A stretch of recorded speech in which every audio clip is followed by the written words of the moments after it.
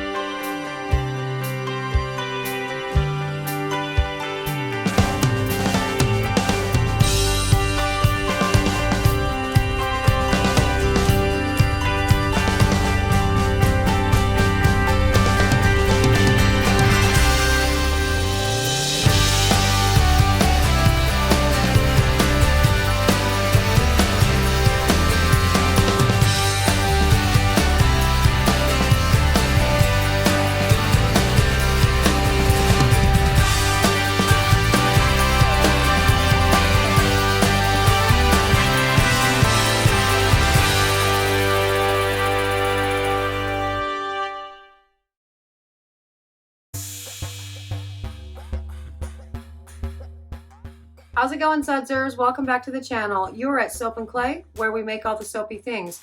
And you are here for day 121 of 365 days of soap.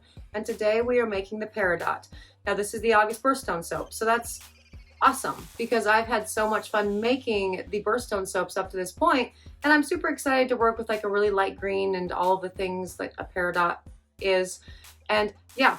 So in the past, we have done lots of different things for the birthstone soaps. Actually, we've done soap dough, like in the June birthstone, the pearl. We've done cold process soaps for the tops of like the rubies and whatnot.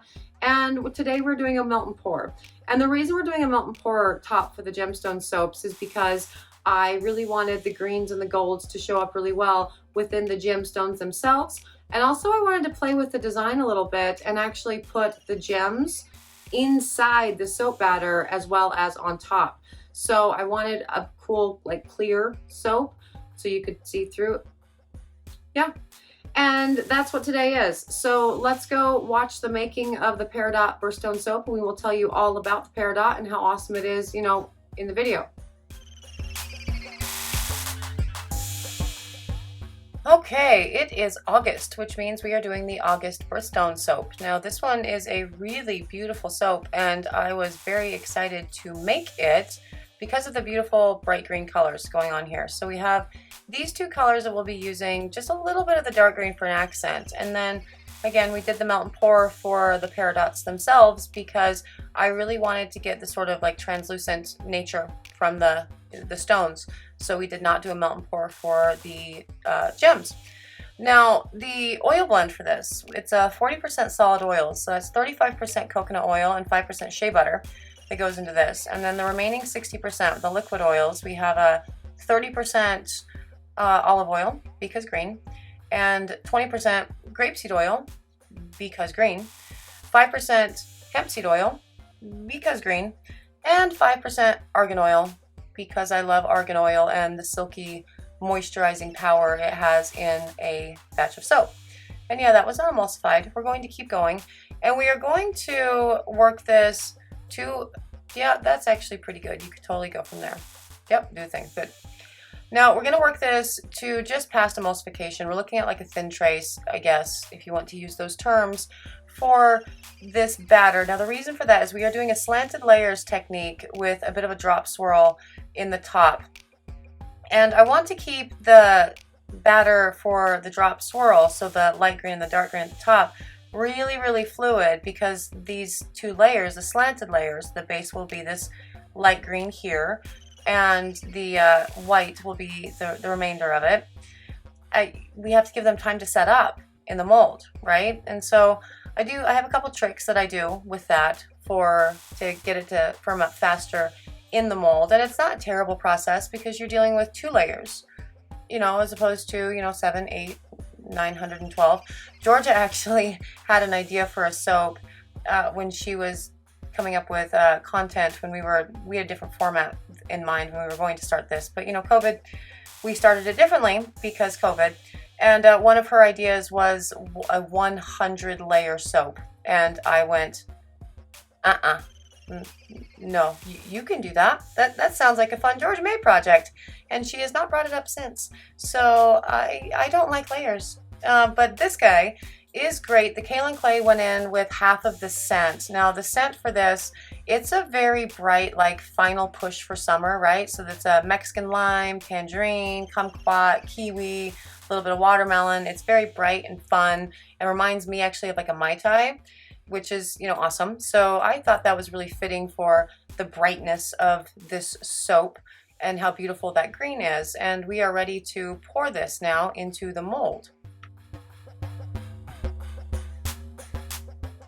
So for this pour, we are going to have it on a slant there because we are doing slanted layers. And notice how I didn't actually stir in any of the gold mica or the green, the darker green that I put at the top of the thing. I did that on purpose. I wanted to see what it would do at the sort of end of the corner of the batch there, because that's the first thing that kind of goes into the mold. And yeah, I wanted to play with that to see what it would do, and to see if we would actually pick up any flecks of gold, because the Peridot is like a yellow, gold, green color, right? And I wanted to do the thing. So once it has firmed up, or while it is firming up rather, I'm going to be separating out the rest of my soap batter. And you see how it's not super thick. It's actually pretty fluid batter still, but we still do want to keep these two layers as thin as possible for the pour on the top, right? Because we're doing sort of a drop swirl into the, you know, top slanted layer of this, and we'll then be sort of embedding the Peridots into that drop swirl area, as well as decorating the top with them, because I wanted to see what it looked like if we did if we did the actual stones themselves inside the soap as well as on top. So that's what we're playing with today. But I do want this batter to be reasonably thin for the drop swirl. So I did super fat this recipe. I put extra hemp into these two beakers here, and so the overall, you know, super fat of this soap is about 8% when it's all said and done.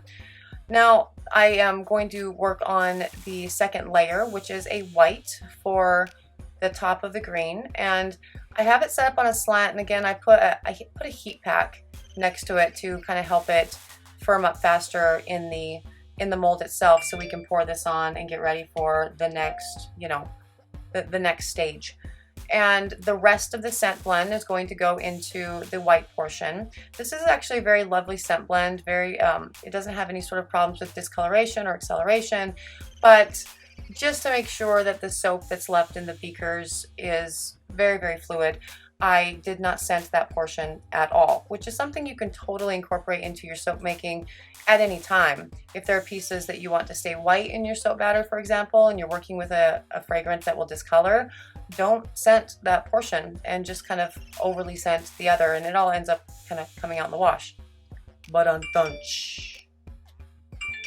And yeah, so now everything's going to just get poured in really nicely. It's beautifully fluid batter. I love this particular oil blend because it does stay nice and fluid for a very long time, which is great. So the bottom part is nice and firm in the mold, but it's not, but the top portion is still definitely fluid enough to do a nice pour instead of like a glop into the mold. So loving that.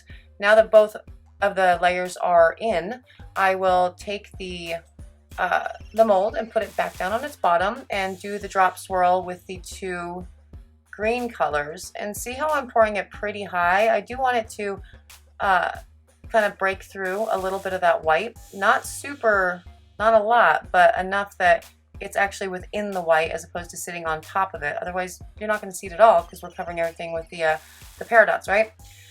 And these the little Peridots are going to go directly inside the actual soap batter. So I'm just going to put a line of them just kind of randomly through that drop swirl area and push them all the way into the soap batter, and then again cover it all up with the you know, the stuff and the things and the rest of the gems.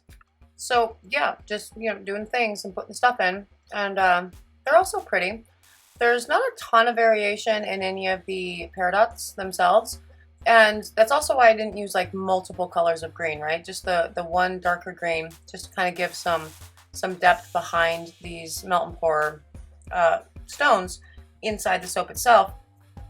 Because Peridots, unlike, you know, the other, we've done like, what, 4 birthstones on the channel so far? So we've done, what, the diamond, the emerald, the pearl, and the ruby. Those are all stones that can vary in color, right?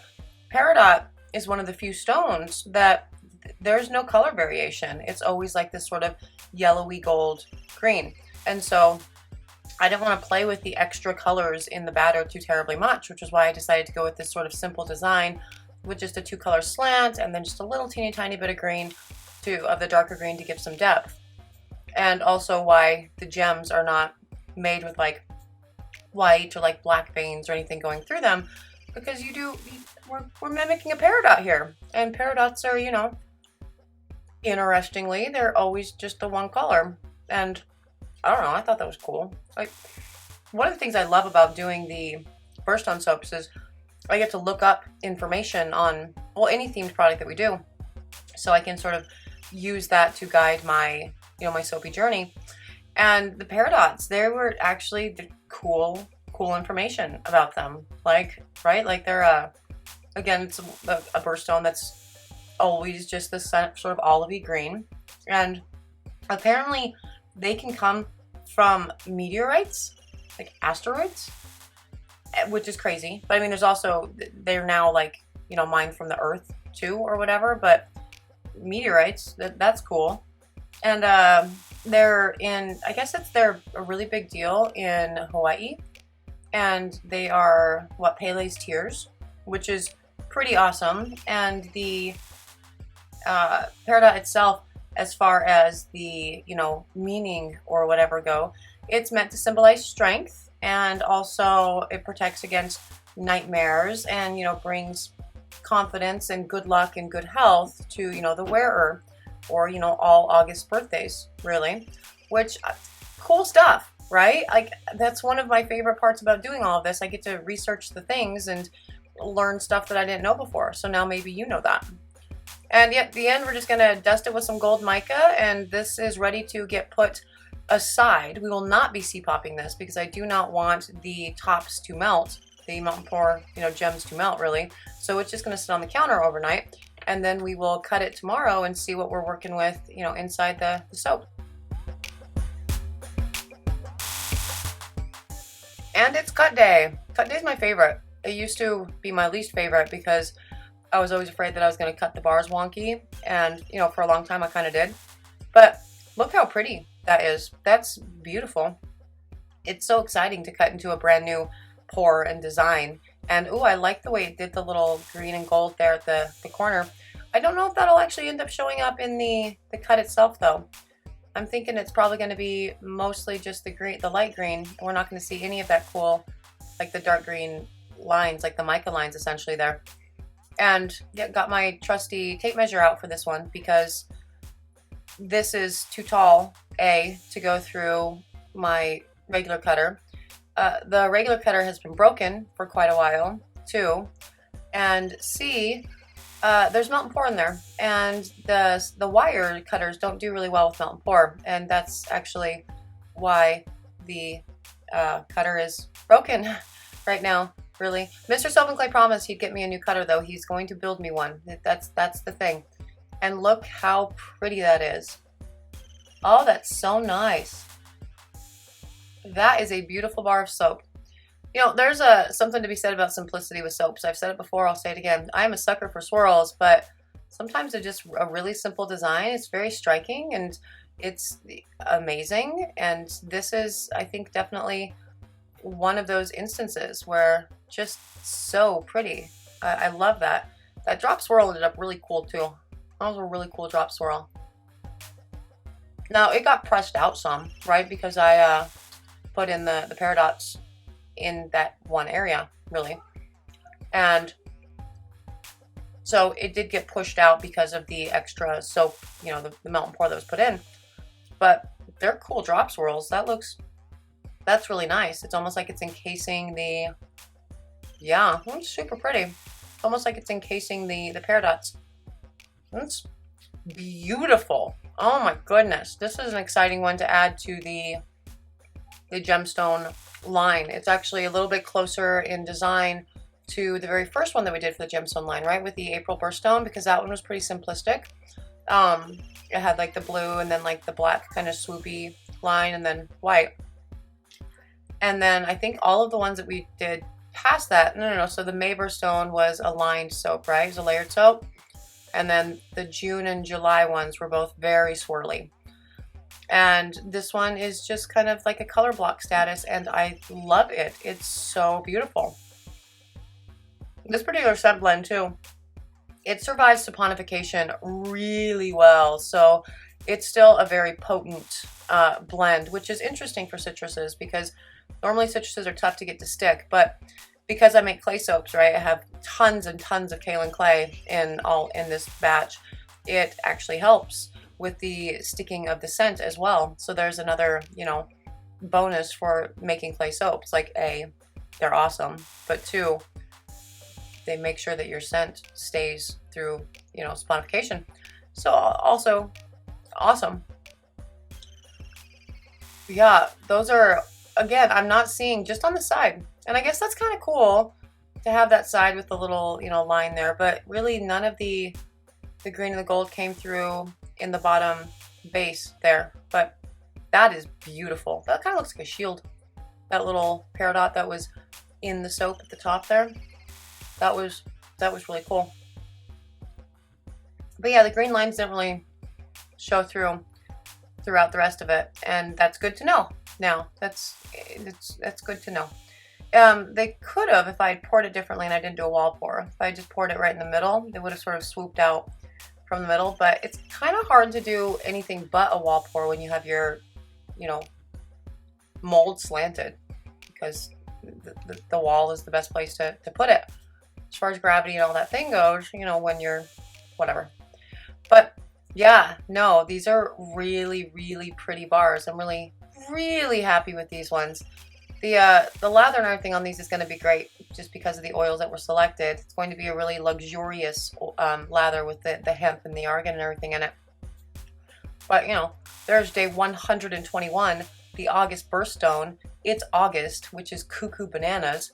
And this soap is, you know, not cuckoo bananas. It's beautiful and kind of perfect. Kind of digging it. And that is the Peridot birthstone, and I love this bar. It is so pretty. I like the angle with the green and, you know, doing the lighter green and the darker green on top, and then we put the actual stones inside the soap itself.